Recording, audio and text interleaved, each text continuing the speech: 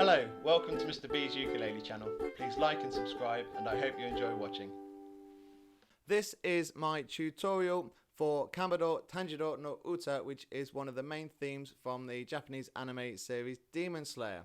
And I will be doing a sing-along with a few added parts to this coming out very soon, so do watch out for that one. I've also done a separate finger-picking tutorial. There are 3 finger-picking patterns in this song. They're all very similar to each other. They're sort of just developments on the theme, variations on the theme.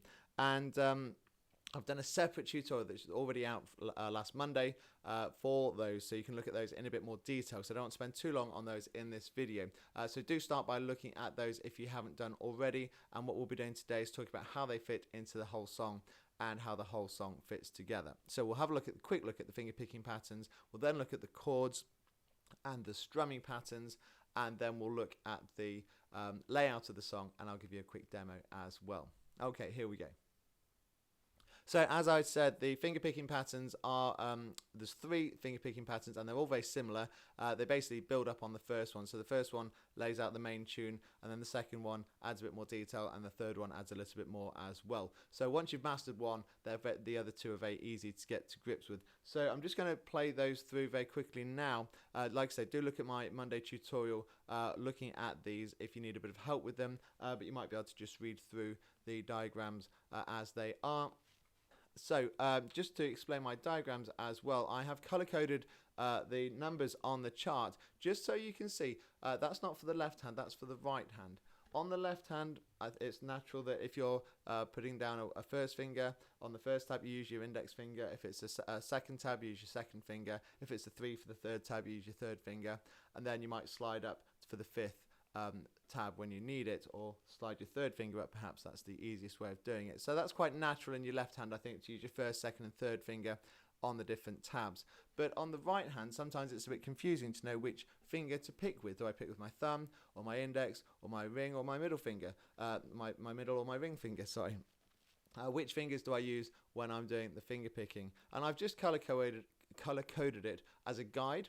And you don't have to stick to that. I don't always stick to it myself when I play through it, but it's just a suggestion. And the main point of the suggestion is that you try and alternate digits. So if you're using your thumb, you maybe follow that with an index finger. If you're using your index finger, you either follow it with your thumb or your middle finger.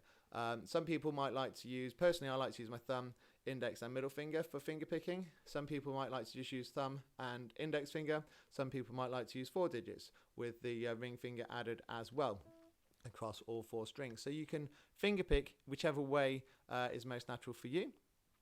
And I've based this diagram on the suggestion of using your thumb, index and middle. And you can see I've marked in blue where I suggest you use your index finger, I've marked in red where I suggest you use your thumb, and I've marked in purple where I suggest you use your middle finger. But you can completely change that depending on how you want to do it. So you can make that comfortable for yourself.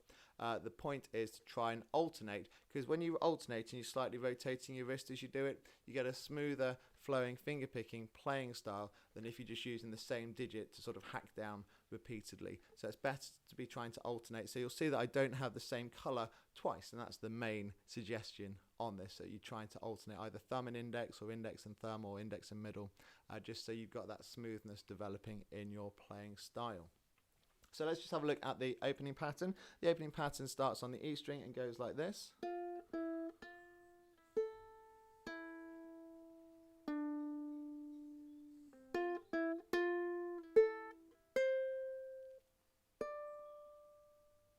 And that's the opening finger picking pattern. The second pattern then adds a little bit more detail to that.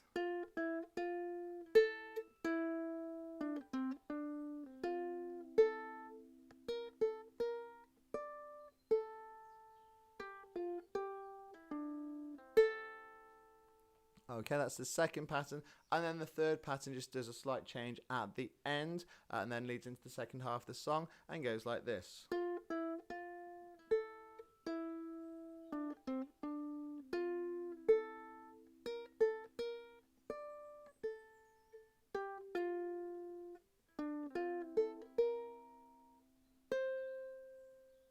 and that's got a nice sort of lead into the second half of the song there. So there's those 3 patterns, and you'll see I've marked them on the sheet music: FP1, FP2, FP3, finger picking pattern 1, 2 and 3.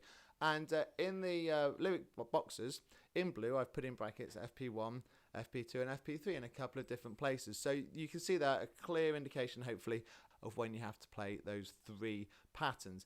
And you can see that the finger picking pattern 1 is in the intro at the beginning, and it also follows in the instrumental in the first half as well. And then in the second half of the song, in the instrumental, we've got finger picking pattern 2 followed immediately by finger picking pattern 3. Now the other thing to note with this is that you don't have to do the finger picking. You can just do the chords on this one. The finger picking is an optional extra. So I've done the finger picking and chords on top of each other just because there's so much going on in this song, some really nice parts to try and pick out. But you can choose. If you really want to, you can learn the finger picking that I've just played. If you don't want to do that, you can just learn the chords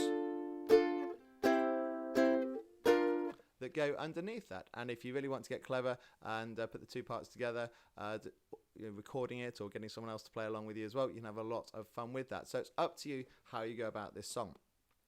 But we'll have a look at the chords, the walk through the song in a minute, and how those chords fit underneath the finger picking. First of all, let's actually have a look at the chords you'll need, and then the strumming in this song.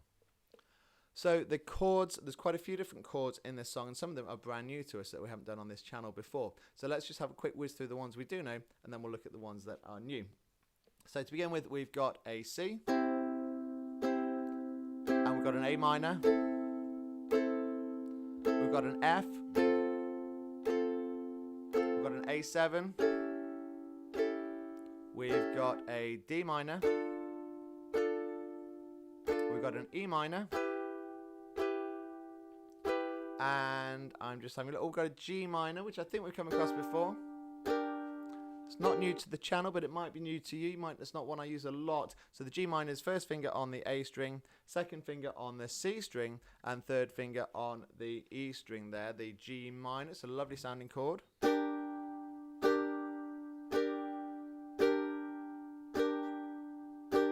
Okay, that's the G minor. We also have a G minor 7th, where you flatten the first finger to cover the E and the A, and put your second finger on the C. We've also got a B flat, which is very easy and one we're quite used to, I think, and very similar actually to the G minor 7. We've got our first and second finger on the E and the A string. We've got our second finger on the C string, and then our third finger on the top G string there. So if you imagine for the G minor 7, it's a B flat without that third finger. So there's your B flat. We've also got an F7, which is an F with the third finger on the C string there on the 3rd fret. So it's a normal F, but we're adding our third finger on the 3rd fret on the C string. And then we've got an F suspended 4th like this. So 3rd finger on the top G string, first finger across the E and the A at the bottom.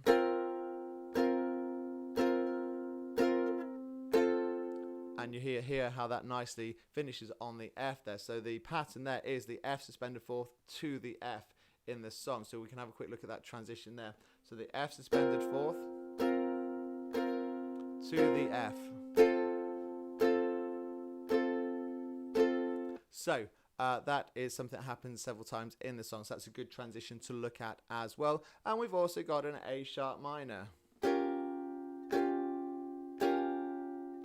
and that's simply a semi-bar across the whole 1st fret, not the whole 1st fret, the bottom 3 strings, the C, E and the A. So just leave the G clear and put your first finger across the bottom 3 strings there for the A sharp minor. So they are all the chords. There's nothing too demanding, nothing with a massive stretch. There's no E's in there, but there's just quite a few different chords there and a few new ones that I've not looked at before and that we might not have looked at together on the channel before.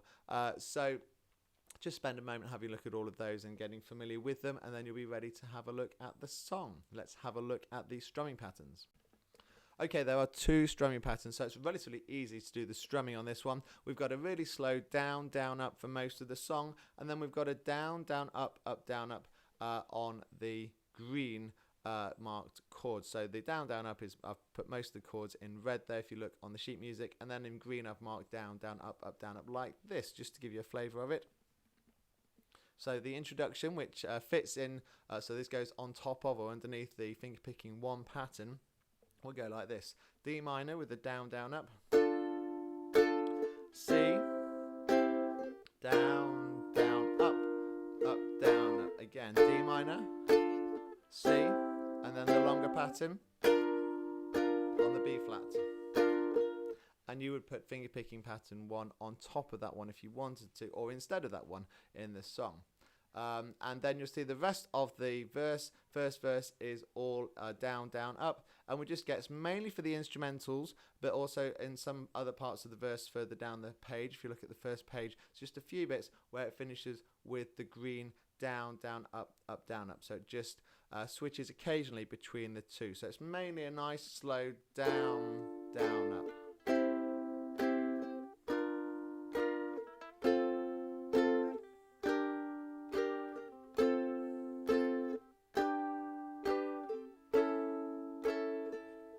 And I've just realised, looking at that part of the song, I've not added the G and the A chords in my chord description, but I'm sure we're very familiar with a G chord and an A, so they need adding as well. They are in the song too.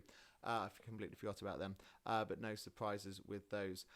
So you can see it's a nice simple down, down, up with an occasional down, down, up, down, up underneath. So the challenge in the song is with the lyrics, which I'll get onto in a minute, but also the challenges with the finger picking if you want it, but actually the strumming is quite easy, and the real challenge is just the different chords that you've got to learn for this one. Okay, so the strumming is nice and easy. Let's talk about the lyrics and the layout. So the layout's very simple.